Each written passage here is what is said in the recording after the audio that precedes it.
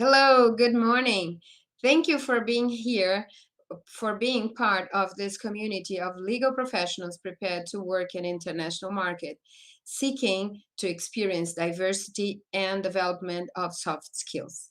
Here we are in a LEAP event, which is a program designed at PUCPR, international program, is a pioneering and innovative program with classes 100% in English, with a flexible structure, foreign professors, mentoring for international career.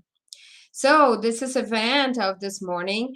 We will receive two prosecutors of the public ministry, and we are going to talk. We are going to have an open dialogue between them, which are very experienced in criminal in a criminal area, and they will present the North American and European experience in order to understand the solutions for Brazilian criminal justice.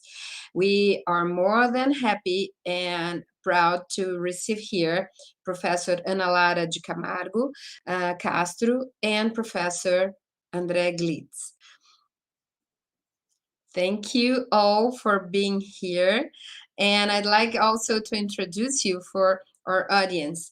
And we have Professor Ana Lara, which is a prosecutor from the Public Ministry of the state of Mato Grosso do Sul, coordinator of Special Actions Group of the Repression of Organized Crime. And also she has an LLM in criminal justice in the United States. And she is an author of so many books and articles of these issues and other ones who are related to criminal justice. And also we have here Professor André Glitz, which is also a prosecutor of the Public Ministry of the state of Paraná, president of the Association of Public Ministry here in Paraná. He's also a professor, just like Professor Ana Lara. And he has an LLM in Columbia, United States, in criminal justice. So we are here to talk about this issue, which is a kind of a little bit different from the perspective that we have in Brazilian environment. So they will come to explain to us this international environment and to dialogue about subjects that it will make us understand better our reality. So thank you for being here, Professor Ana Lara and Professor André. And I want to please Professor Ana Lara to start this conversation. Thank you. Hello, good morning. First, I'd like to thank Professor Luciana Drimel. On behalf of Professor Luciana Drimel, I want to thank PUC, the university, for the invitation. And I also would like to thank my colleague, Professor Glitz, because it was him who referred my name to the university. So it has been a great honor to be a part of this program. We are beginning a new phase of this program, I know, and I'm very happy to be here. In terms of my career, I have been working as a state prosecutor for the past 25 years. In addition, currently, I'm the head of our organized crime enforcement task force. And additionally, I work as an assistant in our prosecution service national council. In terms of background in US law or US criminal law, it comes from a master degree in criminal law that I achieved at SUNY, State University of New York at Buffalo. Well, besides that, when I came back to Brazil, I started developing a lot of research, a lot of writing in U.S. criminal, both criminal and criminal procedure law, and additionally constitutional U.S. law. And I've written a book on plea bargain, not comparative law, not comparing Brazilian bills, but specifically talking about United States plea bargain system. And I think that it's interesting to say as well that what made me decide to go to the United States, it was not at first specifically criminal procedure or criminal law. At that time, I had been working as a prosecutor in a DV court, domestic violence court. So when I decided to go to SUNY and to go to the United States, I was research international women's rights and domestic violence and civil rights.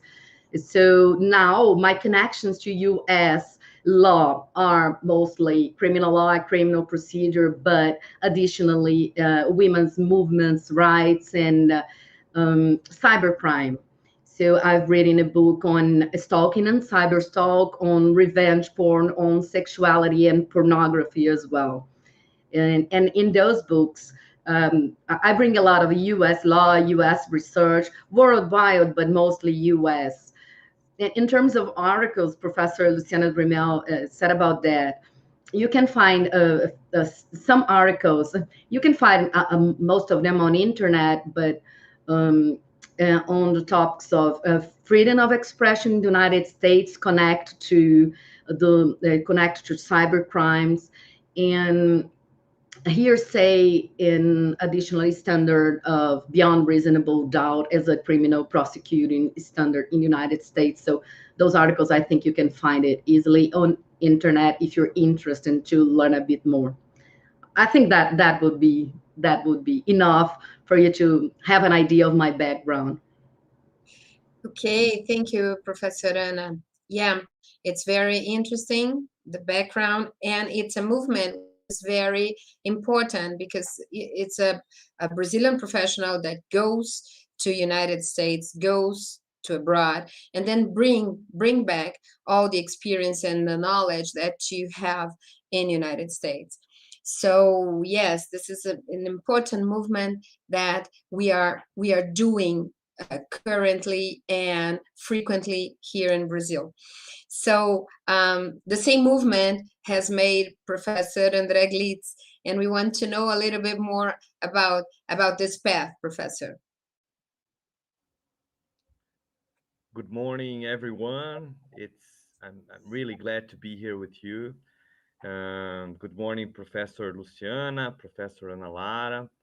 I am very pleased to be part of this project and honored to be here with you guys this morning to talk about issues and topics that are very dear to me, are very important to me, and have been very important to me during my career and my research. So uh, I'm a state prosecutor here in Paraná. I've been a prosecutor for almost 18 years now.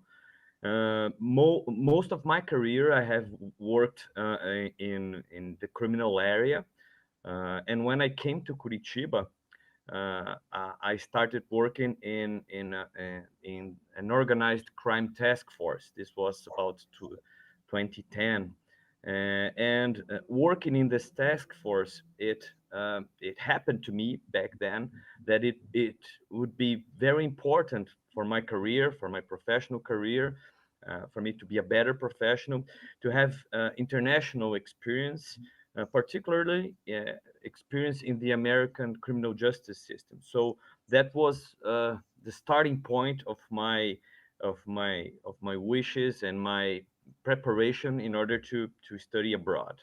So in 2015, I was accepted in Columbia, where university in the city of New York, where I was able to be there for an year as professor in Lara and to achieve my master's degree, and then I came back to Brazil. And mostly when I was in Colombia, I focused my research on criminal investigations and police accountability. But as Professor Nalara said, we end up studying criminal justice as a broad issue, and then you're able to kind of dive deeply in some issues that are more interest to you and that uh, you have more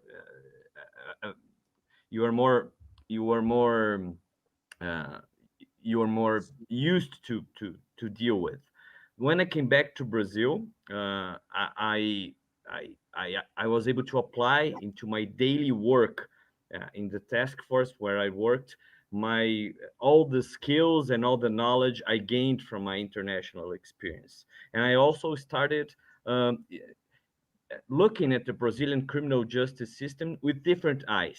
So it was very important to me, my international experience in the United States, to enable me to look at the Brazilian criminal justice system as a whole and find new solutions into our problems.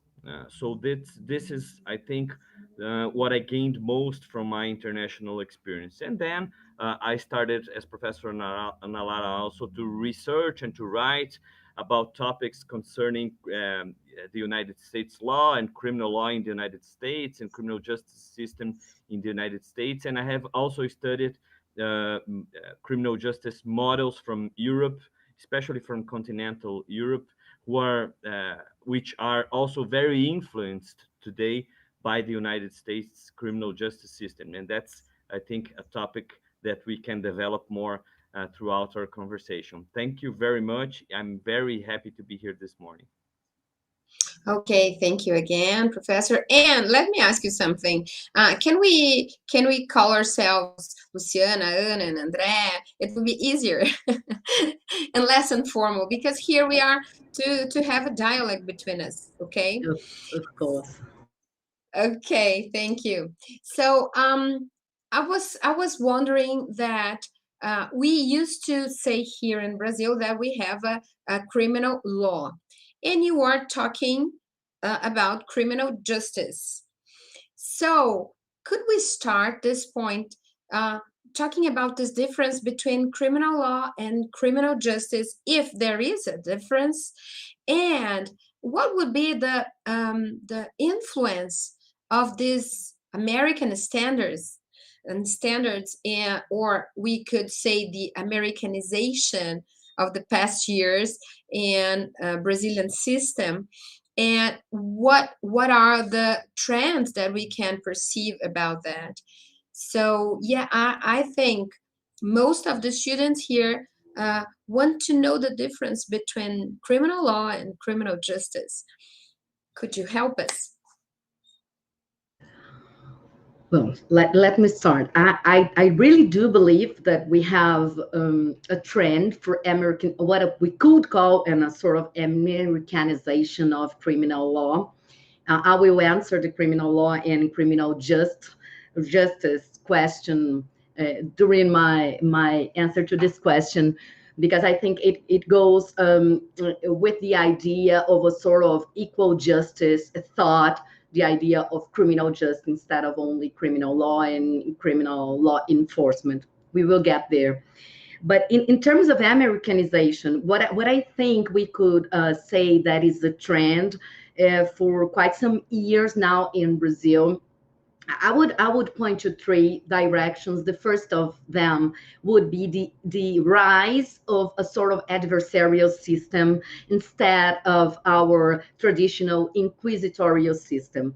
When I say adversarial system, of course, I'm not implying that we are adopting US perfect standards, because adversarial system in terms of US law, it comes from the Bill of Rights, it comes from a combination of the 50th, the 60th, and the 14th Amendments of the Bill of Rights. So we are talking about their kind of due process and protection against self-incrimination and expedient public trial and impartial jury and confrontation clause and a right to counsel, a lot of things that we can extract from the Bill of Rights. But when I say a rise, moving away from inquisitorial systems towards adversarial system, what I say is the rise of the dispute between prosecutors and defense lawyers, between the parties together, and to present evidence instead of a judge-dependent, a judge-focused, a judge-centered kind of official inquiry. And we can see precisely the beginning of this trend in our criminal procedure code back in 2008, when our Congress decided decided to give direct examination, direct and or cross, we could say that, but direct examination to the parties. And then by that, diminishing the judge-centered approach of our criminal procedure system. That was the start, I could say, and it has been developing since then. If we can think of our last reform, the package anti-crime, I think that's the nickname for that. But our last reform of our criminal procedure code, we have seen the rise of chain of custody for evidence that is so very typical from common law and adversarial systems. By that, I mean the idea of competing, of clashing arguments regarding admission or exclusion of evidence. So it was not typical in Brazil. As I said, we used to be judge-centered, very extensive inquiry. So that's the first trend that it's very clear now in Brazil. The second trend, I would say, that would be negotiations. Negotiations as a valid form of adjudication process of criminal law, because as we acted always as judge-centered and judge-dependent, we did not used to believe in negotiations as a form of adjudication. We had in our special criminal court for petty offenses, and we had very limited, very not much of a discretion for prosecutors. Discretion very limited. A civil law tradition in Brazil did not permit a lot of discretion for prosecutors. So we had negotiations in very limited situations. So and negotiations in special criminal court for petty offenses and some sort of deferred prosecution agreements that we call suspensão condicional do processo. But with the last reform, we added non-prosecution agreements, still limited, still not reaching serious offenses, but it was a sort of movement. It was a sort of moving forward, moving towards negotiations. And the third trend, that it goes back to your question, I think we have been seeing in Brazil a sort of rise of a concept of equal justice. And it has been around the United States since the rise of civil rights, the modern civil rights with 1954, Brown versus Board of Education, that it's a case regarding segregation of public school. It has been around since the rise of women's movement, that it's so US inspired, the second wave, the third wave, the fourth wave of feminism. But now we've seen a lot of that in Brazil, and I'm saying that because my background is the DV court, the idea of bring equal constitutional matters inside the justice system, inside for a sort of accountability of law enforcement, for a reckoning of our own flaws and our own unfair treatment to discriminated groups.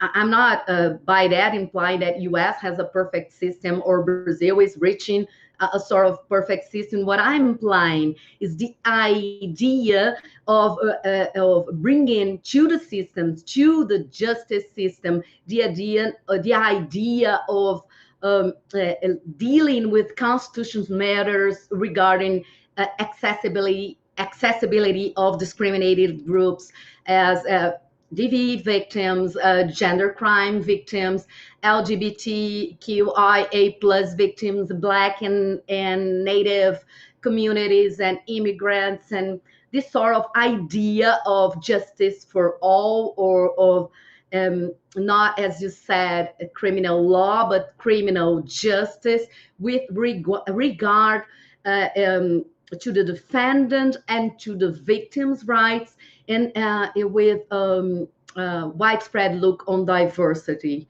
So going back to your question, I would say that when we say criminal law, we're talking about what we would say the codes, the statutes itself. We're talking about the structure of the discipline. When we're talking about criminal justice, we are talking about the system, about the interaction of the actors, about the plays that actors do. We are talking more than that. When we're talking about criminal justice, it encompasses a sort of view of equal justice, of equal protection.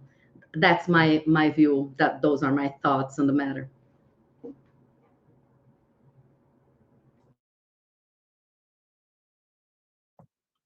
Now, if we could resume that, we could say that we have three main trends in criminal justice from this kind of Americanization of our system, and the trends could be maybe resumed. Tell me if I'm right. This movement from the inquisitorial system to adversarial one. Okay, so also the introduction of, in a very strong way, of the negotiations, not so limited in the system, and also the idea of the equal justice, which is based on constitutional matters and some kind of actors in the society which are not so privileged in the society. So it's a kind of constitutional a very large constitutional influence to the criminal system. Could be that. Am I right? Yeah, definitely. That's the way I see the trends. If you can think of Americanization, we could point some specific tops on criminal procedure, but in terms of trends, and when I say specific tops, I would say the adoption of beyond reasonable doubt standard, the adoption of Miranda warnings. We can say that all around in our Supreme Court jurisprudence, in your own federal circuit court, fourth region, that it's your federal circuit court. We have a lot of American topics, American concepts in the jurisprudence. And then there would be probable cause and willful blindness and hearsay in terms of topics. But in terms of trends, I would point those three ones. And all those new trends, they make the system more dynamic. So we have more interactions instead of just using the law concepts, right? So this could be the difference between the criminal law and the criminal justice, which is something that it's broader. Okay, Professor André, do you want to say something? Do you want to add something? Or should we move forward? What do you think? I agree with Professor Ana Lara. I'd like to add that we can also see the Americanization of criminal justice as a whole in substantive criminal law. What do I mean by substantive criminal law? Law that defines what is a crime. So we have seen during the past years, the past decades, a movement of expansion in substantive criminal law, a movement that we can trace back to the war on drugs in the 60s, in the Nixon administration in the United States, that have reached it not only South America, not only Latin America, but also Europe, with an expansion of conducts, of acts that are criminalized. And that's not only linked, this expansion, to the war on drugs movement. That's actually linked to the globalization of the world. So we live in a very different world today. We live in a global world where the world has grown smaller, and the world works much faster nowadays that it used to do. So this movement of globalization, it has it has it has reached also substantive criminal law in a way that conducts that years ago would not be crimes or defined as crimes, they are crimes. And we can look to conducts in the environmental criminal law. If you cut a tree or a certain kind of tree or a certain type of tree, it is a crime today in Brazil. We can also look to conducts regarding financial crimes. Because the financial international system today works very different, works integrated. We can send money from Brazil to a bank in Europe, to a bank in the United States, with our smartphones. So the financial system also reached uh, the attention of legislators around the globe to criminalize conducts regarding the financial institutions. We can also look at money laundering, for example. Um, Laws that criminalize money launder are very new laws, and also are directed have a direct relation with this globalized and this new world, this integrated world. So we can see this trend, as you said, in criminal procedure, but we can also see this trend in substantive criminal law. And if we step back even a little bit more, we can see this trend in all areas of law. In private law, we can see this in contract law, we can see this in property law, we can see this in family law. An example is same-sex marriage. So we live in a very different world, a world that changes rapidly, a world that has different values, culturally speaking and socially speaking.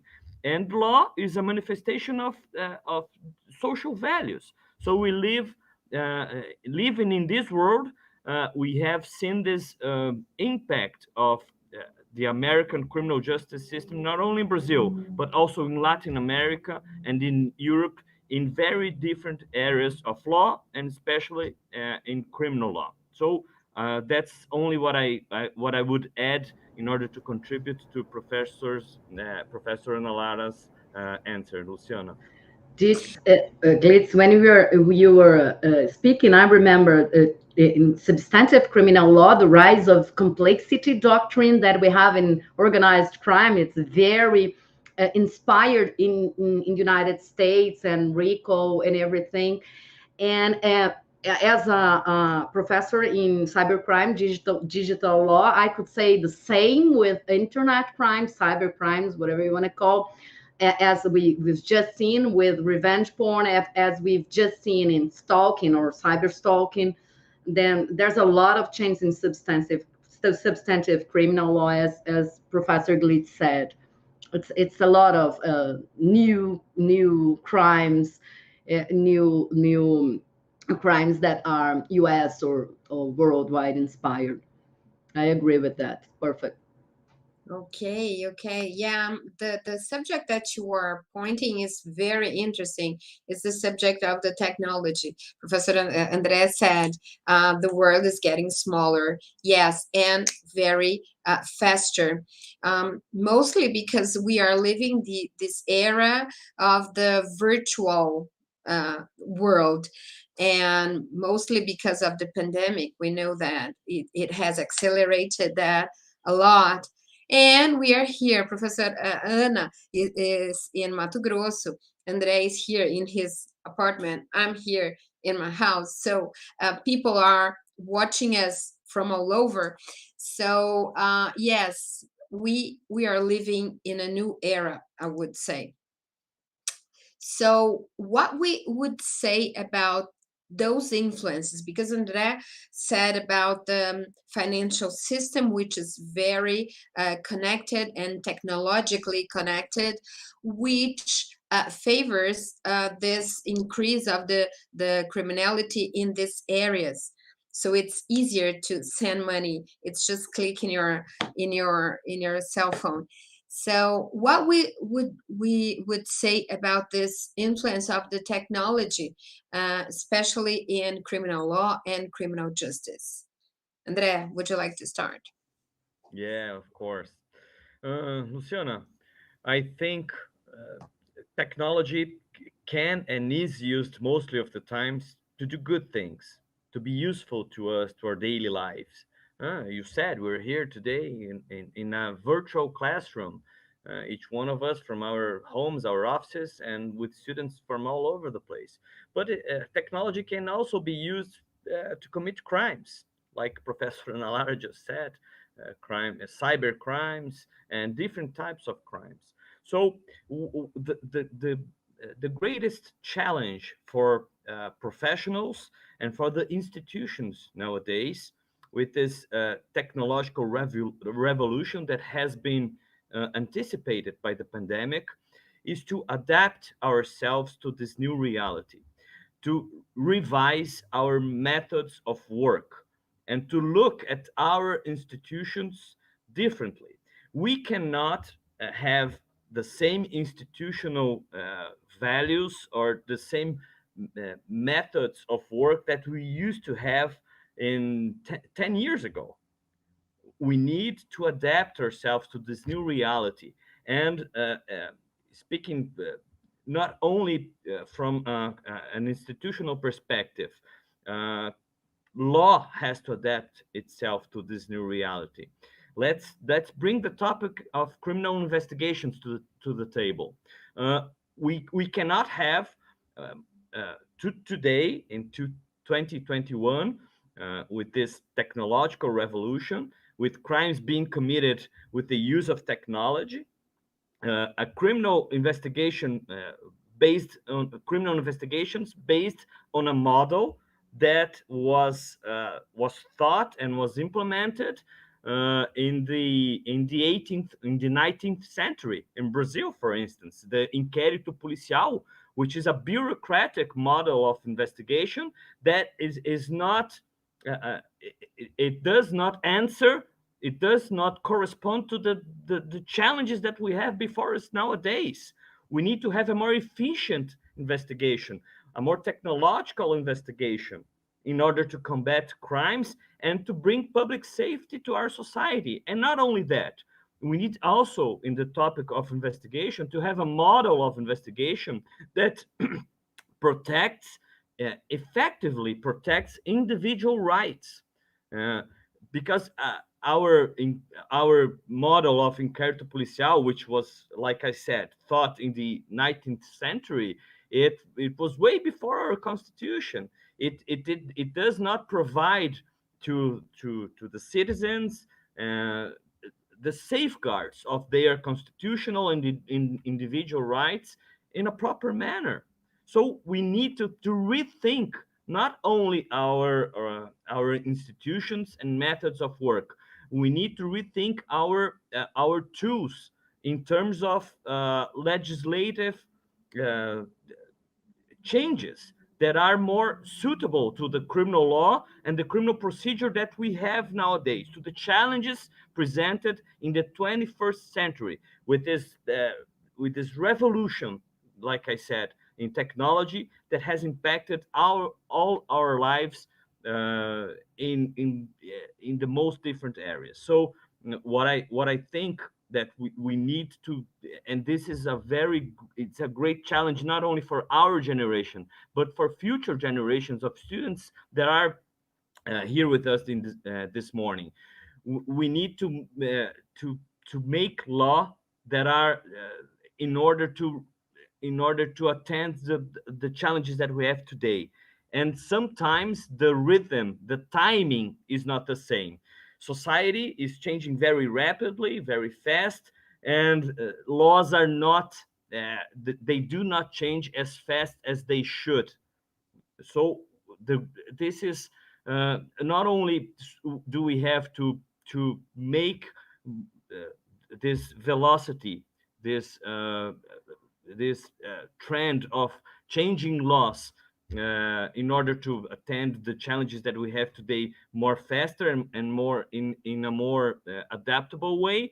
But we also have to change our institutions. We cannot have the same practices and methods of work that we used to have 10 years ago, like I said. And I'm not only saying about public institutions, Luciana and Ana Lara. Think about private practice, about a criminal law practice. Uh, Criminal lawyers, they are participating in hearings online every day. So this is a reality that is happening already. The pandemic has brought this to our daily lives today, and we need to answer these challenges that we have today by changing laws and also by changing our institutions.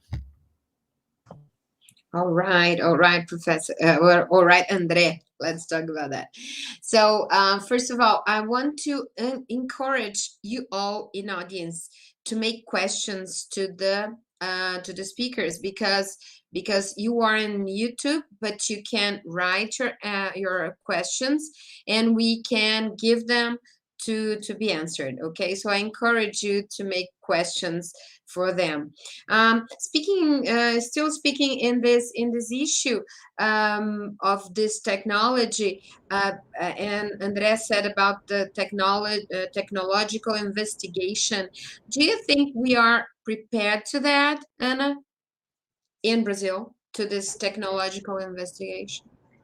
We cannot say that we are prepared as a whole. We have special groups, special task force in police or in our prosecution service, very well prepared, but not as a whole, not enough as a legal just community, investigation community to understand that a lot of our ordinary everyday crimes will be investigating using um, cyber technology, using technology. The approach to investigation, even if it's not a cyber crime itself that you are investigating, but the methods you're going to use to investigate will be with the use of technology and the internet. When he was speaking, I thought of an example for lawyers or prosecutors that are watching us today in terms of how technology and U.S. law connect to a legal profession in Brazil. And I would like to use the example of our international cooperation agreement with the United States. We call EMILAT in Brazil because some most of the internet providers of services have their base in the United States. So a lot of have offices in Brazil, and it's quite of a challenging to obtain with them some evidence. Some are going to challenge that their obligations to give that evidence in court, but some do not even have their base in Brazil. So you are going to specifically have to use the international cooperation agreement.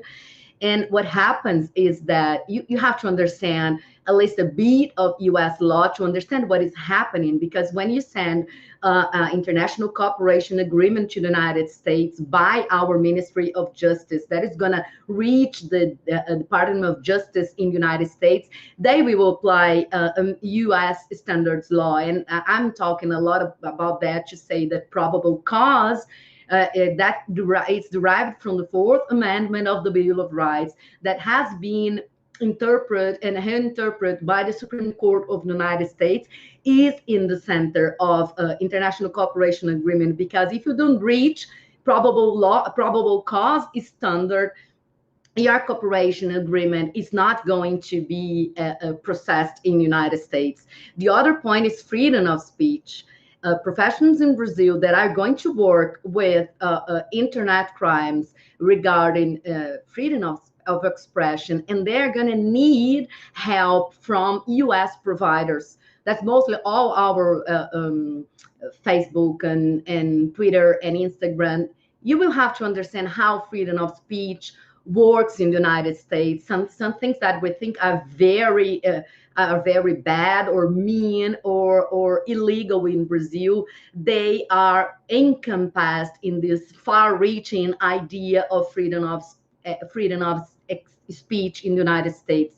So it's very new to us to see that in a cooperation agreement will be refused because they do not think what you think is a crime is far from the freedom of speech of the First Amendment. So it's so very new for us in Brazil. We have to really by now be studying U.S. law, the U.S. system in Brazil to deal with internet crimes, cyber crimes, technology. And I, as a professor of cyber crimes and digital discipline, I always say to my students, Luciana, that internet is not a form of communication anymore. It's a way of existing in the world. It's a way of being. You exist in this world now, physically and virtually. It's beyond your body. It's a way of being. So we need to really think about that. You exist virtually, and whatever you do online, it has consequences into the real world because it is the real world. Okay, yeah, I do agree with your comment that we have these two realities. Yeah, we exist in real life, but we exist also in this new environment, in this virtual environment, and it's a totally a new world. But we have here a comment and we have here a question from the audience.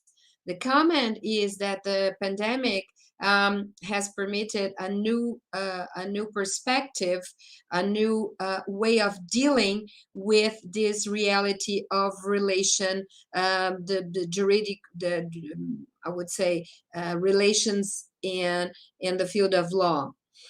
And there's also a question, the which I think it's Isabella. The first comment, I don't know who has written, but the second one from Isabella, she asks statistically, which institution do you think it's more efficient in Brazil, police or judiciary? Wow, it's a challenging question. Is it for me? Both of you. Okay. Thank you for your comment and your question, Isabella. Um, uh, if I understand your question, you're talking about efficiency, institutional efficiency, comparing institutional efficiency between the police and the judiciary. And we can think of the public ministry office inside the judiciary because of its similarities and functional roles in our criminal justice system. Uh, I don't know. I'm being very honest. I don't know which institution is more efficient. I think when we talk about efficiency, and that's a there's a that this is a very key word and expression nowadays when we talk about criminal justice, considering the new reality that Professor Lara always mentioned in her first intervention concerning agreements in the criminal procedure area. I think what we need to realize, Isabella, is that we cannot we cannot we cannot deal with the amount of crimes that we have the same way all the time. What I mean is we have a vast program of substantive criminal law, and we have limited resources in police and in the judiciary. And we have always in Brazil, we have always thought and learned in law school that according to the principle or the principle of obrigatoriedade, we need to answer equally all the demands that come to us, either the police or the judiciary. What do I mean by that is that if someone goes to the police and reports a crime of domestic violence, and another citizen goes to the police and reports a crime of an environmental crime, both crimes, they need to be investigated and they need to go through the same channel, the same routes in the criminal justice system. And what we have realized finally in Brazil is that we don't have enough resources to answer to all these questions, and that is directly related to the matter of efficiency of our system. And the problem is that when we think that we are able to enter all the things the same way and with efficiency, we do not select what is most important and really concentrate our limited resources in these important questions concerning organized crime, concerning domestic violence, concerning homicides. And this is why it is very important today the question of efficiency to be thought uh, together with the question of criminal deals, with plea bargaining, with consensual solutions in criminal law, in order to concentrate our resources in what matters the most to our society, what's more important to our society. And the judiciary and the police, they have a key role here in order to bring society and talk with with society in order to define what's more important to that specific region, to that specific part of the country. What's more important in Mato Grosso do Sul, in Campo Grande, maybe criminally speaking, maybe it's different than what's more important here in Curitiba. And we need to make these decisions in according to the standards defined by our legislation and together with society. Uh, because if otherwise, we will not be efficient in giving important responses that society needs, that we need to give to society, criminally speaking, and we will not protect individual rights in an effective way also. So the question of efficiency to me is a key question, is a central question in our in the future of the Brazilian criminal justice system today. So this is why Isabella's question was really a very good one, but a very hard question to answer. Very challenging. Let me add something. The first comment about the interactions between pandemic and the criminal system is from Vandrea Cardoso, which a really dear friend of mine. Thank you, Vandrea, for the comment, and also a hug for you. And I would say we have another question from Gabriela Cordeiro. And she said, Professor André said that we are having more attitudes being criminalized with the Americanization of our system. But at the same time, our system is more flexible with sentence or awards and penalties. Is it possible that we are probably going to see more heavy penalties like lifetime sentence or even death sentence, death awards? Wow. I don't think so. This is also a very good question and a very hard question to answer objectively. But I honestly don't think so. I want to know what Lara thinks about this. But I think that we have a tendency in Brazil today to to lower our criminal sentences. I think the criminal we have saturated our criminal justice system with this expansion of substantive criminal law, and we need really to start thinking what selecting what really matters to us in terms of criminal law, and leaving aside uh, those petty crimes or minor crimes to lower sentences, and even grave felonies. I think that in Brazil, uh, according to our tradition, according to our culture, we I think it is very hard for us to go in the same direction as the United States did uh, along its history, uh, related to the to very to lifelong sentences or even death penalty. And I think today in the United States we can also see a movement. It has been stronger in the early 2000s. It's not so strong today. Um, a movement towards the abolition of the death penalty in the United States. We have today in the United States half of the states because maybe this is important. This curiosity is important for you guys to know. In the United States, you have 50 states and also the federal government. And you have in each state and in the federal system different criminal laws and different criminal procedures. So each state in the United States defines if it applies the death penalty or life sentences to its prisoners, to its convicted persons of grave felonies. And half of the states today in the United States, they don't have the death penalty. But the death penalty is, in the United States, is still a very political and divisive issue.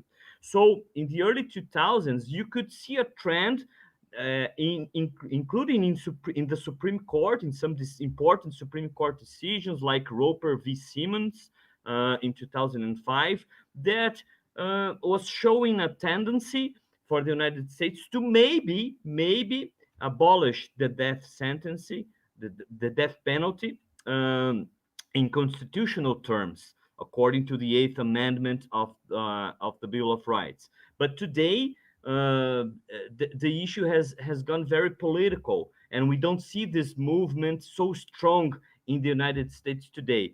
But if I'm able here to guess, I would say that maybe in not such a distant future, the United States will abolish the death penalty. But I see in the world as a whole a trend against the death penalty, because the, the individual rights, the fundamental rights movement, like Professor Lara also said, is very strong today, is very internationalized. We can also see this trend in international criminal law, for example. So I think we are going in another direction, Gabriela, right? Okay. So I think this question and also her answer can lead us to something that you just make a glimpse over, which is the situation or the issue of the negotiations in criminal proceedings. And maybe Ana Lara could add the answer of André, talking about this important trend that we foresee also in Brazil, but for me especially is a very important issue, because I do work with negotiations and mediation, not in the criminal area, but I think it's a very important trend, world trend. So I'd like to know from the specialists what is the impact of the negotiations, also to the heavy penalties and the proceedings in criminal justice. Please, Ana. Okay. First, I'd like to say that that comment was very important, because it was exactly what I was saying. I mean, the pandemic allowed us to realize much better and clearly that we are existing through internet, through technology. So it was a very good comment. The question regarding efficiency, what I would add to Glitz's answer is that Brazil is like a sort of continental country. So when we think of efficiency, it's very hard to point to the judiciary or as a whole, or the police or the prosecution service, because it varies. It varies because of the financial power of the state. It varies because sometimes you are in the capital of the state, and sometimes you are very in the country. So the amount of ways to solve crimes or to investigate, that are going to differ a lot. So that's the problem. We cannot think of fully standardized sort of investigation of prosecuting, because it depends a lot of economic and financial power of the states, and that kind of differs a lot. Regarding the death penalty and the higher sentencing question, I would say that I totally agree with Glitz. It's not a trend.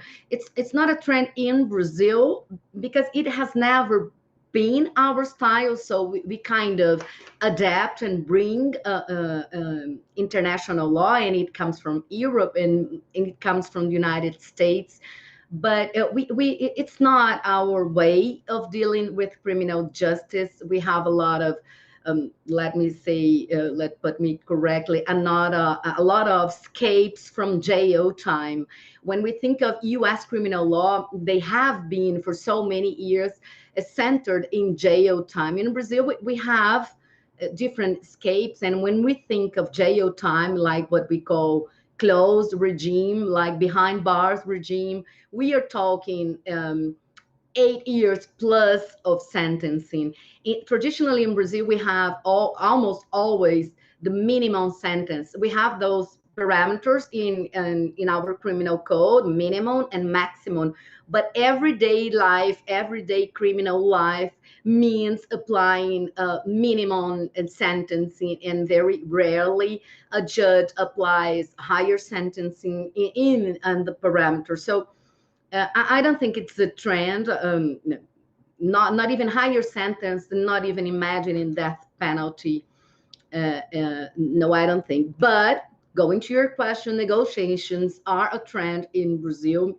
What I think is changing a lot is the idea, and Glitz talked a little bit about that. It's the idea of prosecutorial discretion. I mean, a given more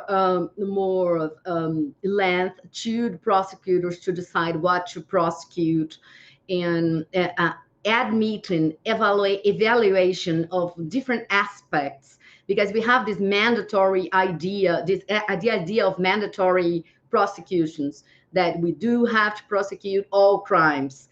So prosecute, when we say that, using that very paced and that very long sort of inquire. So negotiations are rising to give us another perspective of education process of criminal law, and given the opportunity for prosecutors to evaluate the convenience of the prosecution using different views, like, for example, strength of the evidence, if it's public interest or not, if there is another remedy that is as efficient as, what are the collateral consequences, and even observing economical factors, the resources of the state. So this is very new, deciding not to prosecute some crime because of a budget. That is very common, very everyday life in prosecution service offices in the United States. So that's the trend that comes with negotiations. The first one would be more prosecutorial discretion. The difference, I think, that we see now, Luciana, in Brazil is that we are a little bit shy in terms of what kind of crimes we can send to negotiation process. So now in Brazil, we have we don't send to negotiations serious felonies, for example. Even with the rise of the non-prosecutorial non-prosecution agreements, that's very new. We are talking about a 4-year minimum sentencing kind of offenses. So we are not going to be able to negotiate serious crimes.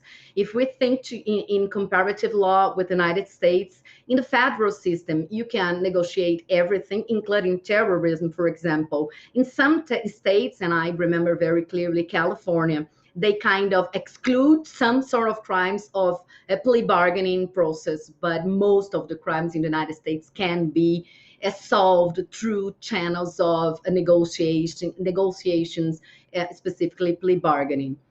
And what I think it's the main difference in nowadays in terms of negotiations in Brazil is that when we are talking about plea bargaining process, we are talking about plea bargain, we are talking about negotiations between the lawyer and the prosecutor regarding counts or charge or sentence, but that will result in sentencing. What I mean is the defendant will be sentencing. It will be sentenced by the judge. The judge will sentence the defendant without going through that very long or very extensive sort of inquire. And we did not see that well for now in Brazil. So the discussion is growing because the sort of negotiations that we have in Brazil, they result in sanctions, they result in obligations to the defendant, and like damage, for example, like restitutions for some sort of cases, orders of different levels, but they do not result in sentencing. They do not result in a judge giving a sentence of guilty after a negotiation process. So that would be the big difference right now in Brazil if you compare to plea bargain. Plea bargain, because a lot of people ask me, do we have plea bargain? We listen that a lot all around in Brazil, that now we do have plea bargain. We have plea bargain in Brazil. No, we don't. We have different types of negotiations. We have negotiations in non-prosecution agreements. We have negotiations for petty crimes. We have different sort of negotiations, but we do not have plea bargain because plea bargain implies sentencing, and we don't have that. That would be a step forward. So I would point that from now, Brazil will be discussing sentencing after negotiations between prosecutor and defense lawyers, and the advancement of prosecutorial discretion, and additionally adding more serious crimes into the process of negotiations. That I would advise those three trends for negotiations in Brazil for the next years. Yeah, thank you very much. This is a very interesting and important issue that could you tell me if we could say a consensual criminal justice? Could we say that? Is it adequate to say that we are I would say gradually going to this consensual one? Is it possible to have, because I see some critical thoughts about this consensus in criminal justice to be more distributive than consensual. Is it correct that we are going through this path, going through this trend? I think we can say we are going definitely towards consensual criminal justice. What I hear most about the fears of this model would be the power of the state, the overcharging of prosecutors, which I think it always misled thought, because the way we have the crimes in Brazil, the way that they are described in our substantive criminal law, they are not very simple to result in overcharging. Glitz, I think, would think the same, because when we study in the United States and we see their criminal codes, we can realize why they are afraid of overcharging, of being charged for multiple offenses for the same conduct. That's not easy in our legislation, so that would be should not be a reason for fear, but that's one of the fears. And the second fear of the idea of consensual justice it is because, as a civil law country, it is because of our past judicial history. We are very judge dependent. We are very judge centered. We do believe that the only form of adjudication is judge sentencing after a long inquiry process. So we are very resistant to the idea that there are other forms, maybe better forms, maybe. And the word I'm looking here, and I think it answers that question, is forms of giving autonomy to the actors, autonomy to the defendant, autonomy to the victims. So the idea of autonomy, the idea of a competition, the idea of a dispute regarding evidence.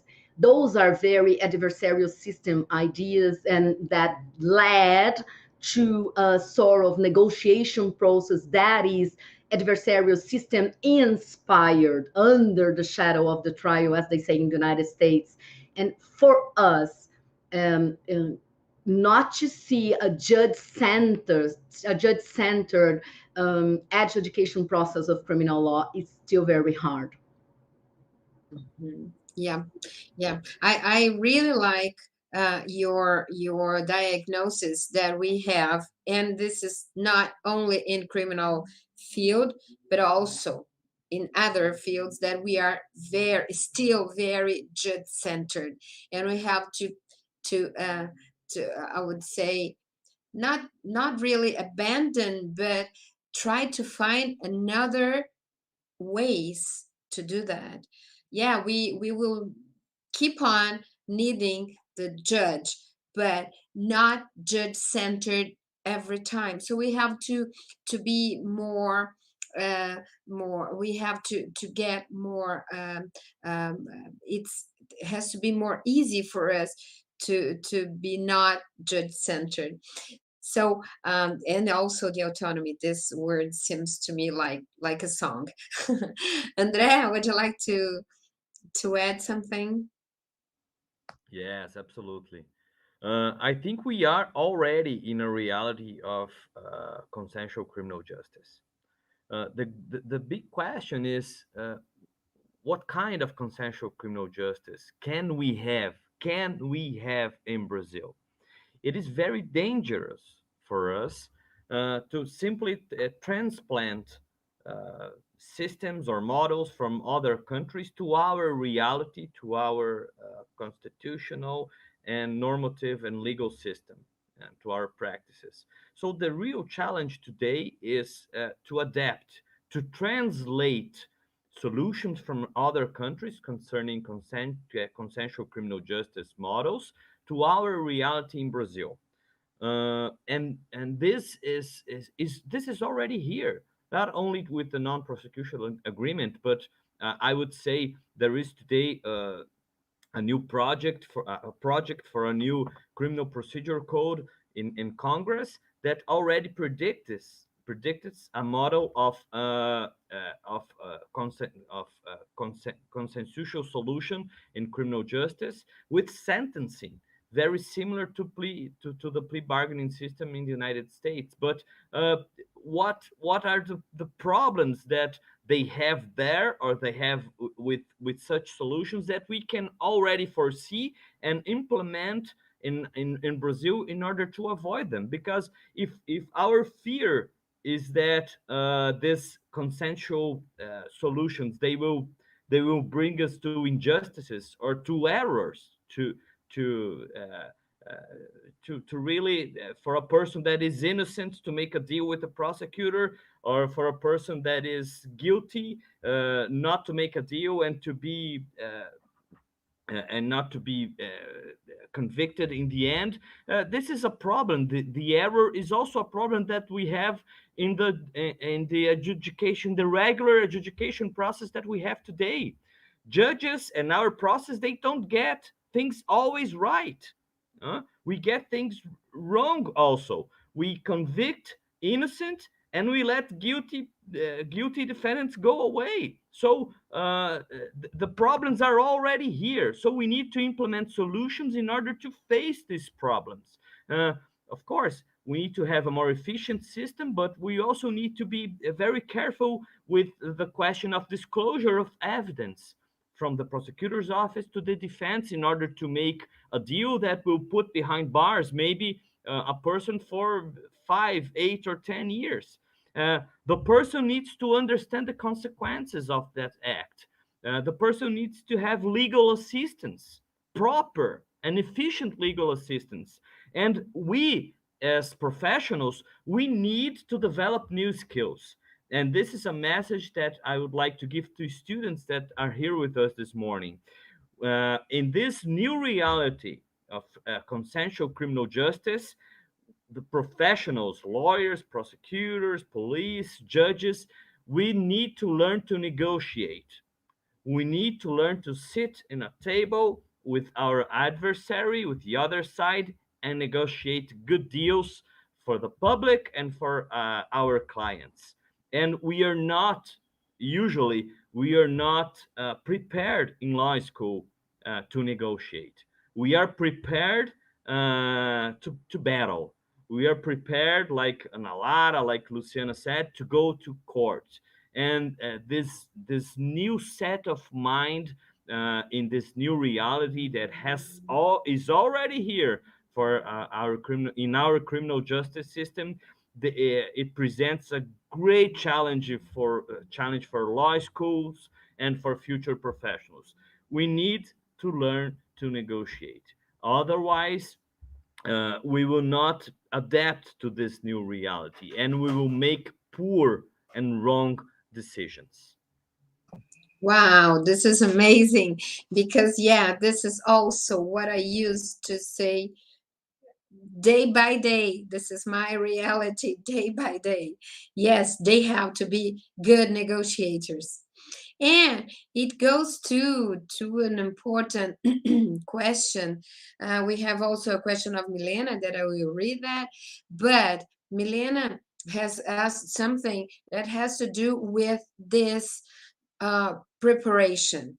We have to prepare this new generation of professionals and students to be very familiar with foreign criminal justice systems, and not just in criminal, but we would say this scenario, which is the scenario that favors this familiarization of the students and professionals to this criminal justice system.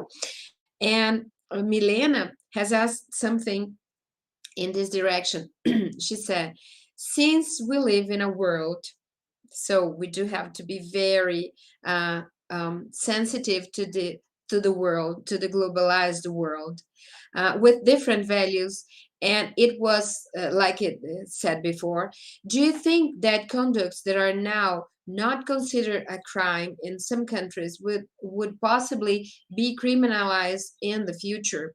So, what do you advise? What do you foresee for the future, considering this scenario and this foreign criminal justice system that we have to be adapted? What do you foresee for that, and also for the future crimes? Okay. Thank you for your question, Milena. Uh, I I think we need actually to step back. Step back. We have already gone too far with over criminalization of conducts, and I think that we need to revise what really needs to be treated as substantive criminal law, as crimes. This is a huge issue in the United States, and Lara knows that. If the prosecutor's office, they cannot prosecute someone for, let's say, murder, they will prosecute you for a financial crime. They will prosecute you for something. They will find a criminal law that will get you.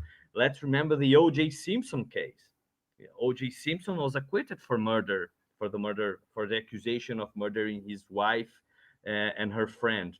But he was later he was investigated and he was convicted of evading taxes, and he was convicted to jail. Al Capone, the same thing. So I'm giving these examples because criminal law is the last resource of the state. Of course, in a new reality, if we really are living a new reality where we can have agreements, we're living a moment of consensual criminal justice. Maybe minor crimes, and I think this is already here. Like I said, they can have a different solution and only leave to the full adjudication process the more serious felonies. And I think we will need in Brazil, with and this is a legislative task, I think, like Lara said, we will need some time to sit down and reflect and decide if uh, these deals, this consensual criminal justice, will also operate in grave felonies like murder, like other grave felonies, or we will still leave these crimes for the full adjudication process. I think this is one of the most important questions that first will need to be answered by our federal legislator in Brazil, our federal criminal legislator in Brazil. And I really think that we need to step back in defining conducts as criminal. I think we're living. We need to look at the criminal law, like I said, really as the last resource.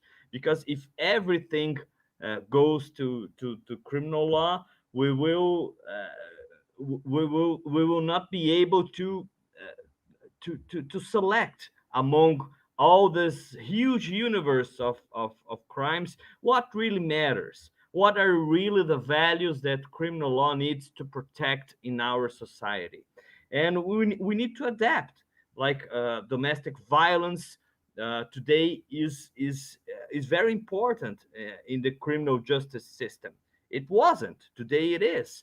Maybe traffic criminal law, maybe we need to rethink if all those crimes, all those traffic crimes really need to be still be criminalized, or we can send them to an added to the administrative field. We can settle those conducts in other places and leave the most egregious ones to the criminal justice system. And among those egregious conducts, we can still select only a few that will go through the full adjudication process, Milena. And in order to contribute and try to answer something that Andrea asked regarding technology, I think in the first question, Luciana, I wrote down it was a question about technology and criminal investigations. Um, why is it important uh, to us to have this knowledge, or to have some familiarity with different criminal justice systems? Because some criminal justice systems, they influence us a lot, like we spoke all morning about it, but also because they have already find, or they are already thinking or implementing solutions to the problems that we are facing today. So let's see the police accountability, for example. We are we've This is a major issue in Brazilian criminal justice system, police accountability, and with the problems that we face here and they have faced abroad. Some countries have already designed possible solutions for these problems. We can think about body cameras, for example. It is a solution, it's very common in the United States for police to use body cameras. It doesn't resolve all the problems, but it's an important step. Maybe we could, from those experiences, and I'm only giving like a mundane and a simple example here. We can look for solutions to our problems. They are already in some cities in the United States, like Chicago. They have what's called predictive policing. It's something like Minority Report. Remember the movie Minority Report with Tom Cruise? So predictive policing, they have artificial intelligence. The police works with artificial intelligence that predicts or provides a certain number that persons residing in that area, or that person X, B, or A, or Z, uh, may commit a serious crime in the following days or in the following weeks, because of algorithms that are thrown into a system with artificial intelligence that reads all that data, and provides a certain percentage that person has 90 percentage of chance to commit a crime in the next weeks. So they go with social workers and with police, with community policing, they they predict that that person may commit a crime, and they go to the person's house and they speak to the person. Maybe they find out that the person is abusing the use of certain substance. They place the person in a program, and they start monitoring that person. Of course, there are privacy issues here, there are legal issues here, but these solutions, they already exist in other countries, and that's technology, that's reality. That's what we're facing today, and we will face in the next year. So this is why it's so important in the criminal justice field to look outside the box, to look to other countries' experiences, to look to other solutions, and maybe try to critically think if these solutions, they can provide us with some answers to our problems in the Brazilian criminal justice system. All right, thank you, André. And Ana, I'd like you to make some ads, and also, since we're going to our almost wrap up here, could you add something to those comments? And what would you say to this audience, to this new generation of professionals and students that are here, that are hearing you as a specialists that are experienced international and globalized experiences and opportunities? What would you say to them in order to make them very interested in this, more interested in this subject of criminal justice? Well, first of all, I'd like to agree with Glitz in terms of what I used to call, Luciana, tropicalizing. Some people, when they think about U.S. law or European law, they just think that we're going to bring it to Brazil and then apply it, then it will work or it won't work. We will solve problems, we will cause problems, and we need not to think about comparative law this way. We need to think, as Glitz said, as a way to see what is happening around the world, if it's adapted, it's possible to adapt that to Brazil or not, if if it goes to our with our reality, and mostly if it goes, but we have to promote some climatizing or tropicalization, as I used to say. So that's not the idea is not, I mean, you have to go and study US law and you will bring it to Brazil and you will solve the problems here. That's not the idea.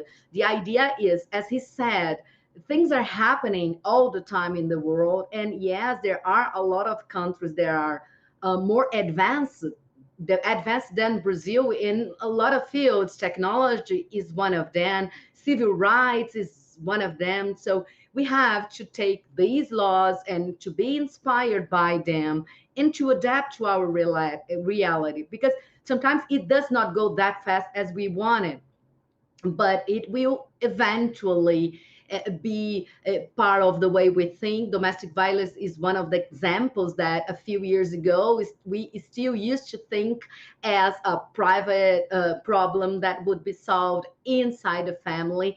And now, especially after Maria da Penha statute, that's from 2006, we can kind of clearly see as a human rights or civil rights, as they say in the United States, but human rights a problem. And it's something that we brought from the international community. I'm not going to say US, but mostly the UN system.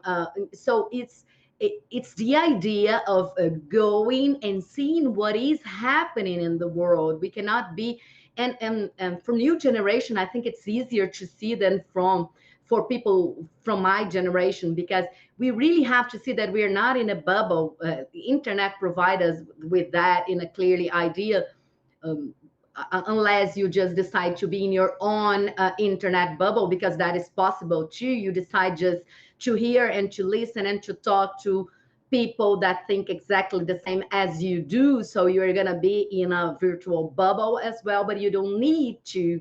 You can manage your own way to communicate, to exist, to surf the internet, as to gather a lot of information. That's what we're talking about in this program. You're going to learn what happens, for example, in the United States, where the law comes from, because that's another point, Luciana, that always calls my attention in Brazil, because people apply some international concepts as we do, like in Brazil, for example, just a simple example, beyond reasonable doubt, but without having any idea where it comes from. So it's used, sometimes it's used in our jurisprudence, but you just heard that, but you don't know where it comes from. If it comes from the Constitution, if it comes from the Bill of Rights, if it's applied, how the Supreme Court evolved to get there. So these kind of things, to have this knowledge, to be able to use this knowledge in your everyday life, like a wide culture, a wide perspective of the world. We're talking diversity here. We are talking to see the world as deeply connected today. So that I would say the value of a program like this would add to your career, to your life, because it's life changing. I think Glitz will say the same. After I came back from the United States, after I started studying U.S. law and international law, it changed my life in a way that I cannot even put very correctly in words, but it's a way of thinking. It's a way of thinking more broadly. It's a way of seeing the connections in the world.